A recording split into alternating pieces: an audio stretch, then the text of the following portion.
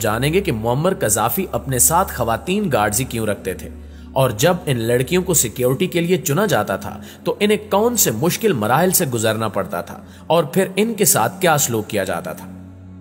प्यारे साथियों, ये ऐसी लड़कियां थीं जिन्होंने अपनी जिंदगी कर्नल कज़ाफी के लिए वक्फ कर रखी थी और दिन रात इनकी निगहबानी पर मामूर रहती थी। इन हसीनाओं का इंतखाब खुद मुअम्मर कज़ाफी करते थे और इंतखाब की शर्त एक ही होती थी कि वो अपनी जाती जिंदगी और दुनिया को भूलकर मरते दम तक अपने मालिक के जान की हिफाजत की कसम खाएं। इसकी मिसाल 1998 का एक हमला है जिसमें बंदूक से गोली निकली जो मुअम्मर कज़ाफी के नाम की थी, लेकिन एक बॉडीगार्ड जयाली ने कज़ाफी के आगे आकर अपनी कसम की लाज रखते हुए अपनी कुर्बानी देकर उन्हें बचा लिया। कर्नल कज़ाफी भी अपनी पर्सनल बॉडीगार्ड्स का बहुत ख्याल रखते थे, यहां तक कि अच्छा लिबास, मेकअप, ज्वेलरी और ऊंची हील वाले जूतों का इस्तेमाल इन बॉडीगार्ड्स की ड्यूटी का हिस्सा था ताकि वो दिलकश और खूबसूरत दिखाई दे। जबकि एक अमरीकी अखबार के मुताबिक मुअम्मर कज़ाफी के हिफाजती दस्ते में शमूलियत के लिए खवातीन का कंवारा होना भी जरूरी था। मुअम्मर कज़ाफी का बजाते खुद कहना था कि इनकी हिफाजत पर मामूर खवातीन को सख्त फौजी ट्रेनिंग दी जाती थी ताकि वो आसानी से दुश्मन का शिकार न बने। कहा जाता है कि कज़ाफी अपने स्टाफ में सबसे ज्यादा इन्हिसार यूक्रेन की 4 नर्सों पर करते थे, जिनमें सबसे मशहूर 38 साला गेलेन कोलोनिट्सा थी जो खाना जंगी के आगाज में ही लीबिया छोड़ गई थी। इन लड़कियों को अपनी सिक्योरिटी पर मामूर करने पर मुअम्मर कज़ाफी शदीद तनकीद का निशाना भी बनते रहे और इन पर यह इल्जामात भी लगते रहे कि वह इन लड़कियों को ज्यादती का निशाना बनाते हैं। इस हवाले से जनरल कज़ाफी के घर में बतौर नर्स काम करने वाली ओक्साना ब्लिंस्काया का कहना है कि मैं कर्नल कज़ाफी और इनके खानदान की जाती नर्स के तौर पर काम कर चुकी हूं और इनके साथ कई बैरूनी ममालिक का सफर भी कर चुकी हूं और सिर्फ मैं ही नहीं बल्कि मेरे साथ और भी कई नर्सें ये ड्यूटी सर अंजाम दे रही थी। हम बाकायदगी से कर्नल कज़ाफी का ब्लड प्रेशर चेक करती थी और इनके खून के नमूने लेकर टेस्ट करवाती थी और हम ही इन्हें इदवायात और विटामिन्स भी देती थी। ओक्साना का एक इंटरव्यू के दौरान मजीद कहना था कि हम तमाम नर्सों ने अपना ड्यूटी शेड्यूल खुद मुतय्यन कर रखा था कि किस वक्त कौन कर्नल कज़ाफी और इनके खानदान के साथ ड्यूटी सर अंजाम देगी। हत्ता के सफर के दौरान ड्यूटी के लिए भी नर्सेज का इंतखाब हम खुद करती थी, लिहाजा कर्नल कज़ाफी की जाती नर्सेज के तौर पर हमारा तजुर्बा इंतहाई उम्दा रहा। मैं नहीं जानती कि कर्नल कज़ाफी की नर्सों और खवातीन बॉडीगार्ड से मुतल्लिक ये बात किसने फैलाई कि हमारा कर्नल कज़ाफी के साथ कोई जिनसी ताल्लुक भी था। कर्नल कज़ाफी की बीवी, इनके बच्चे, इनके पोते पोतियां और हुकूमती अमाल हर वक्त इनके इर्द गिर्द मौजूद होते थे और हम में से कभी भी कोई नर्स या खातून बॉडीगार्ड अकेली कर्नल कज़ाफी के साथ एक लम्हे के लिए भी नहीं रह सकती थी। ओक्साना ने मजीद बताया कि कर्नल कज़ाफी के घर ड्यूटी के कवानीन बहुत सख्त थे, यहां तक कि हम नर्सों को मेकअप के साथ ड्यूटी पर आने की इजाजत नहीं थी, जबकि लिबास के मामले में भी हमें बहुत एहतियात बरतनी पड़ती थी। मुझे यह तो मालूम नहीं कि कर्नल कज़ाफी का अपने खानदान के अफराद के साथ रवैया कैसा था, मगर हमारे साथ वो बहुत अच्छा सलूक करते थे। वो हमारी किसी भी गलती पर कभी गुस्से का इजहार नहीं करते थे, बल्कि नरमी के साथ हमें समझाते थे।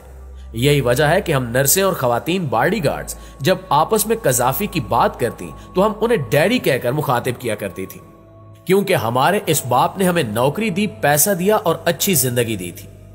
नाज़रीन गिरामी, मुअम्मर कज़ाफी की सरबराही तवील अरसे तक कायम रही, लेकिन फिर वो खाल के हकीकी से जा मिले।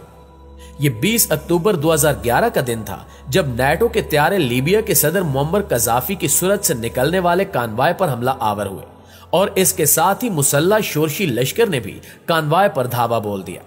कर्नल कज़ाफी और इनके साथी मुकाबला करते रहे मगर कामयाब ना हुए और इनके बेशतर साथी मारे गए और खुद इन्हें जख्मी हालत में गिरफ्तार कर लिया गया।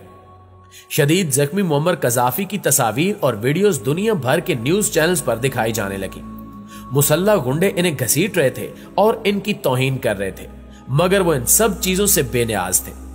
कहा जाता है कि लीबिया के साबिक सदर मुअम्मर कज़ाफी को जब कत्ल किया गया तो उस वक्त उनकी जुबान पर अल्फाज थे, मैंने तुम्हारा क्या बिगाड़ा है। इस हवाले से गुज़श्ता दिनों पुरानी खुफिया ईमेल सामने आई हैं, जिन्हें देखकर मालूम होता है कि मुअम्मर कज़ाफी को इसलिए बेदर्दी से कत्ल किया गया क्योंकि फ्रांस अफ्रीकी ममालिक में अपनी माली धाक बरकरार रखना चाहते थे। साबिक अमरीकी वज़ीर खारजा हिलरी क्लिंटन की 2016 में सामने आने वाली खुफिया ईमेल्स का हिस्सा महकमा खारजा ने जारी किया और इन जारी करदा ईमेल्स की तादाद तकरीबन 3000 है। इन खतूत को पढ़कर मालूम होता है कि इनमें इस बात के ठोस सबूत मौजूद हैं कि मगरबी ममालिक ने नेटो को मुअम्मर कज़ाफी की हुकूमत का तख्ता उलटने के लिए इस्तेमाल किया। नेटो की जानिब से कज़ाफी का तख्ता उलटना अवाम की फलाह के लिए किया जाने वाला इकदाम नहीं था, बल्कि इसका मकसद कज़ाफी को सोने की बुनियाद पर अफ्रीकी खित्ते में फ्रांसीसी और यूरोपीय करेंसी की तरह मकामी मुश्तरका करेंसी मुतारिफ कराने से रोकना था, क्योंकि ऐसा होने की सूरत में मगरबी मरकजी बैंकारी की अजारादारी खत्म होने का खदशा था। इस हवाले से फॉरेन पॉलिसी जर्नल का कहना है कि ईमेल में साबिक फ्रांसीसी सदर निकोलस सरगोजी को लीबिया पर हमला करने के ख्वाहिशमंदों में सर फहरिस्त बताया गया। इनके वहशियाना और शर्मनाक कत्ल के बाद कहा गया कि वो आखिरी लम्हात में कातलों से गोली न चलाने की इल्तिजा कर रहे थे, मगर इसके कातिल ऐसी कोई तस्वीर या वीडियो पेश नहीं कर सके। यकीनन कज़ाफी के तर्ज अमल ने उन्हें मायूस किया, वरना इल्तिजा करते कज़ाफी की तस्वीर या वीडियो से ज्यादा कीमती शय इनके लिए क्या हो सकती थी। ऊंटनी के दूध और खजूर के दिलदादा मुअम्मर कज़ाफी को सहराए आजम के किसी नामालूम गोशे में दफन कर दिया गया, यानी जिंदा कज़ाफी से खाइफ रहने वाले उनकी कब्र तक से खौफजदा थे। यहां तक कि उनकी शौरे आफाक किताब सब्ज किताब को चौराहों पर नजर आतिश किया गया। लेकिन यह भी हकीकत है कि किसी भी अफकार को इस तरह खत्म नहीं किया जा सकता। कज़ाफी के कत्ल पर खूब शादियाने बजाए गए और बाराक ओबामा ने अपनी खुशी का इजहार इन लफ्जों में किया कि हमने बिल्कुल वैसा ही किया जैसा कि हमने कहा था। इसी तरह जर्मन चांसलर अंजीला मर्कल ने इसे पुरअमन और सियासी आगाज का साफ रास्ता करार दिया। पाकिस्तान में उस वक्त पीपल्स पार्टी की हुकूमत थी, जिसके बानी जुल्फिकार अली भुट्टो से मुअम्मर कज़ाफी की मिसाली दोस्ती और ताल्लुक था, मगर उस वक्त उस क़यादत के लब पर भी ताले थे, क्योंकि खदशा था कि कहीं अमेरिका बहादुर और अरब दोस्त नाराज ना हो जाएं। कज़ाफी को शहीद हुए 11 साल का अरसा गुजर चुका है। इस अरसे में लीबियाई अवाम ने क्या खोया और क्या पाया, इसका मवाजना कोई मुश्किल काम नहीं है। कज़ाफी के लीबिया में घर हर शहरी का बुनियादी हक था और बिजली, तालीम और इलाज की सहूलियात मुफ्त थी। लीबिया में इलाज और तालीम की सही सहूलियात न मिलने की सूरत में हुकूमत बिना किसी खर्चे के शहरियों को बैरून मुल्क भिजवाती थी। बिना सूद के कर्ज दिया जाता था और हर नए शादीशुदा जोड़े को नया घर बनाने के लिए $50,000 मुफ्त दिए जाते थे। यहां तक कि हर शहरी को अपनी गाड़ी खरीदने के लिए हुकूमत 50% सब्सिडी फराहम करती थी।